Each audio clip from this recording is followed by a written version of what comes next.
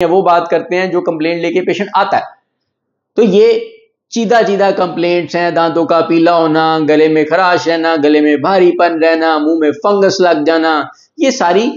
आवाज का बैठ जाना, ये सारी कंप्लेंट्स पेशेंट लेके आते हैं।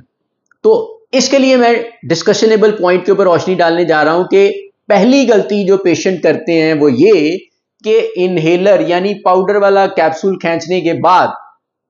इट्स मैंडेटरी, ये जरूरी है कि आप अच्छी सी कूली करें, अच्छे से गरारे करें, मुंह और गले को बेहतरीन तरीके से साफ करें। नंबर 2, जो कि अगेन एक एक्सपीरियंस की बुनियाद पे बात कर रहा हूं कि मैं अपने पेशेंट को ये रिकमेंड करता हूं कि कैप्सूल वाले इनहेलर को खींचने के बाद आप कूली गरारे करके कुछ खा भी लिया करें, क्योंकि जैसे ही आप कूली गरारे करते हैं आपका मुंह गला 50% साफ हो जाता है,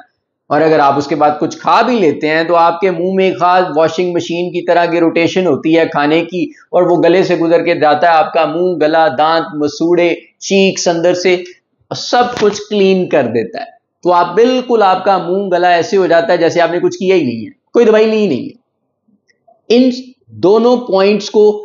लेके अगर चलते हैं तो कॉम्प्लिकेशन या पेचीदगियां मिनिमम रह जाती हैं या नहीं होती।